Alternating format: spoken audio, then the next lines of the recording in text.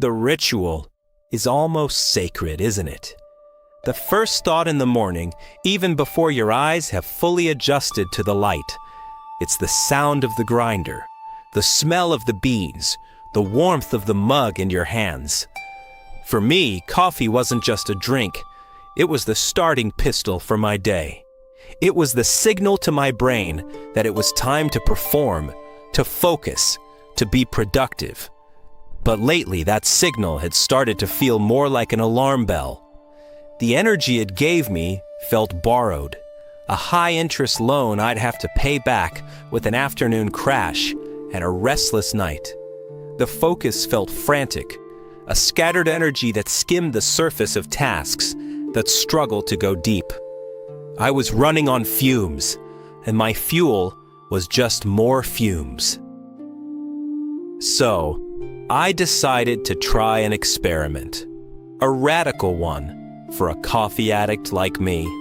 For 7 days, I would replace my morning coffee ritual with a different kind of Japanese ritual, Shinrin-yoku, or forest bathing.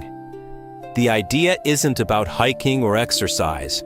It's about simply being in nature, connecting with it through all 5 of our senses. I wasn't sure what to expect. Could the quiet rustle of leaves really replace the jolt of a double espresso? I wasn't just giving up a drink.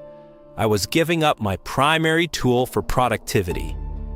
Here's what happened when I traded my caffeine fix for a dose of the forest, and how it completely rewired my brain. The first 2 days were, to be honest, a struggle. My body screamed for its familiar routine. A dull headache settled in behind my eyes, a constant foggy reminder of the caffeine it was missing. On day 1, as I walked into the local park, my mind wasn't on the trees. It was on the cafe I had passed on the way here. But I persisted. Instead of chugging a coffee in 5 minutes, I spent 30 minutes walking among the pines, and slowly, something began to shift. By the afternoon of day 2, the headache was gone, and in its place was not the sharp electric buzz of caffeine, but something else entirely. It was a quiet energy, a low, steady hum. It wasn't the kind of energy that made you want to talk fast and tick off 100 tasks. It was a calm, grounded energy that allowed for sustained, gentle focus. It felt like the difference between a flickering fluorescent light and the steady, warm glow of the sun. My body was finding its own rhythm, a natural baseline that didn't rely on an external jolt to get started. This led to the second and perhaps most profound discovery, a full-blown sensory awakening. Coffee, I realized, is a blunt instrument.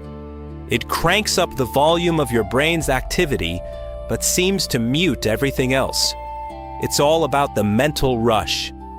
But in the forest, without that internal noise, my senses started to come alive in high definition. I started noticing things I had walked past 1,000 times before. It wasn't just a tree, it was the intricate, fractal pattern of the bark, the velvety texture of the moss growing on its north side. It wasn't just the smell of outdoors, it was the sharp, clean scent of pine needles, layered over the rich, damp smell of the soil after a morning dew. I could hear the specific calls of different birds, the whisper of the wind moving through the upper canopy versus the rustle of leaves on the ground. My morning ritual had transformed from a singular taste-based experience into a symphony for all 5 senses. I wasn't just consuming a beverage. I was absorbing an environment. This new sensory awareness had a strange effect on my perception of time. My life, fueled by coffee, was lived in minutes and seconds. Meetings to get to, deadlines to hit, emails to answer now. Coffee culture is the culture of urgency. It shrinks time, making you feel like you're always behind. The forest does the opposite. It expands time. Standing beside a tree that has been there for 100 years, my own urgent to-do list felt laughably insignificant. The slow, deliberate pace of nature is infectious. I found myself walking more slowly, breathing more deeply. The frantic feeling that I had to conquer my day was replaced by a sense of simply inhabiting it. This wasn't about being lazy or unproductive. It was about realizing that rushing isn't the same as moving effectively. The forest taught me a rhythm of patience, of allowing things to unfold. Back at my desk, this translated into a more measured approach to my work. Less frantic multitasking and more deep, single-task focus. One of the biggest changes I noticed was what I can only describe as a mental decluttering. My brain on coffee was a browser with too many tabs open. Ideas, anxieties, snippets of conversations, and a constant running internal commentary of what I needed to do next. It was exhausting. In the silence of the woods, with nothing to do but walk and observe, my mind finally had a chance to quiet down. Neuroscientists talk about the default mode network, the part of our brain that chatters away when we're not focused on a specific task. For me, that network was usually a source of anxiety. But in the forest, it was different. The chatter didn't just stop, it changed. Instead of worrying about the future or replaying the past, my thoughts became more gentle, more associative. It was like my mind was tidying itself, putting thoughts away in their proper places, and letting go of the mental clutter that served no purpose. I would leave the forest each morning, feeling like my mind had been reset to its factory settings, clean, clear, and ready for the day. This mental clarity gave rise to an unexpected surge in creativity. On day 4, I was completely stuck on a problem at work.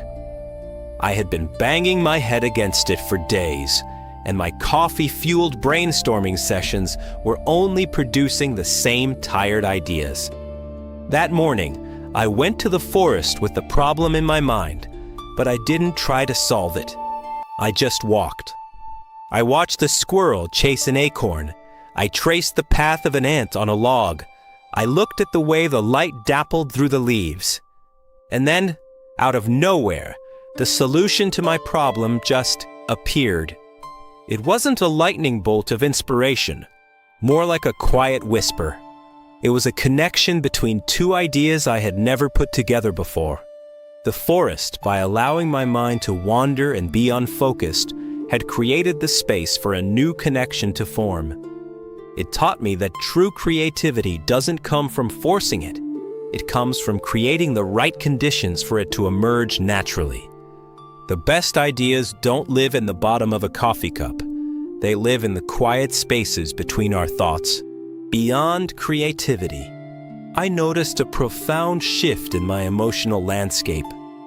I'm someone who can be prone to anxiety, and caffeine often felt like pouring gasoline on that fire.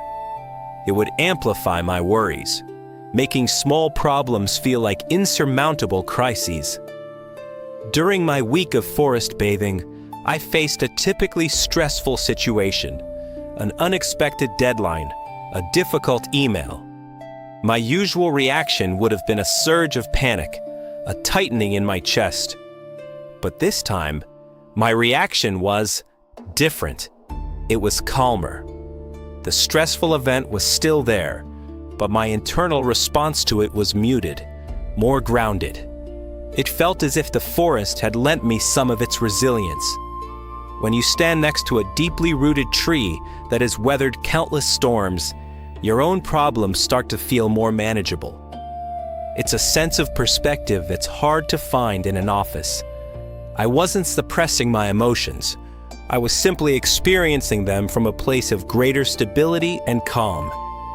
This entire experience forced me to confront what I call the productivity myth. I had built my entire professional life on the belief that I needed to be stimulated, caffeinated, and constantly on in order to be productive.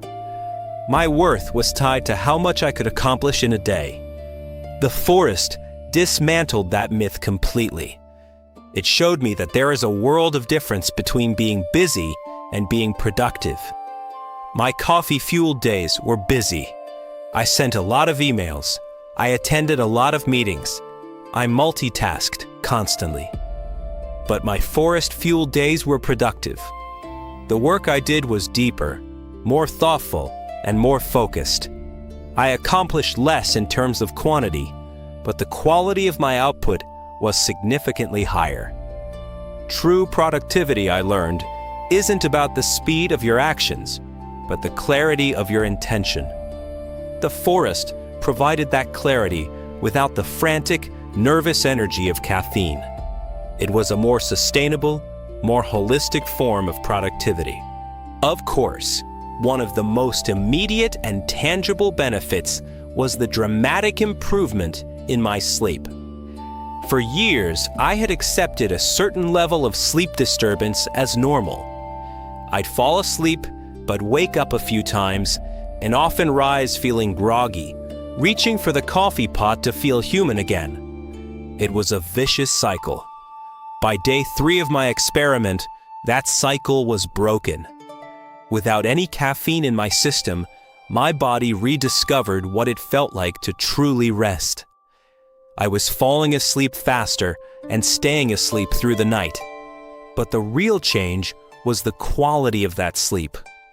I was waking up before my alarm, not with a jolt, but with a gentle return to consciousness. I felt genuinely restored. The energy I had was my own, not a chemical imitation of it. It turns out the best way to have a good morning isn't about what you consume when you wake up, but about how well you rested the night before. As the week went on, my relationship with the natural world began to change. Before, the park was just a green space, a pleasant backdrop for a run or a walk. But now, it felt different. It felt like an active relationship. I wasn't just a visitor passing through. I was a participant. I started to feel a genuine connection to the place. I recognized specific trees. I knew where the robins built their nests. I noticed the subtle day-to-day changes as flowers bloomed and leaves unfurled. This wasn't just about my own well-being anymore. It was about recognizing my place within a larger living system. This feeling of connection is a powerful antidote to the isolation and disconnection that so many of us feel in our modern screen-based lives. It's a reminder that we are part of something much bigger than our own anxieties and to-do lists. Finally, on the last day, I realized the most significant difference between the energy from coffee and the energy from the forest. Coffee gives you a peak, followed by an inevitable crash. The whole day becomes a cycle of managing those highs and lows. The forest offers something else, a lasting afterglow. When I left the trees and went about my day, the feeling of calm, clarity, and quiet energy didn't just disappear. It lingered. It was a subtle, steady presence that stayed with me for hours. I felt more present in my conversations, less irritable in traffic, and more engaged in my work. The forest bath wasn't a temporary fix. It was a form of mental and emotional nourishment that sustained me. It didn't just change my morning, it changed the entire texture of my day. So, am I quitting coffee forever? Probably not. I still love the taste, the aroma, the culture of it. But my relationship with it has been fundamentally altered. It is no longer my master. It's no longer the non-negotiable key that starts my engine. I've discovered a different source of energy, one that is quieter, calmer, and infinitely more sustainable. This week taught me that the best performance enhancer isn't a stimulant, but a sanctuary. It's the simple, profound act of stepping outside, away from the noise, and just breathing among the trees. The forest is waiting, and you don't need a prescription or a special machine or an expensive subscription. You just need to open the door and walk. Try it, even for 15 minutes. See what happens to your brain.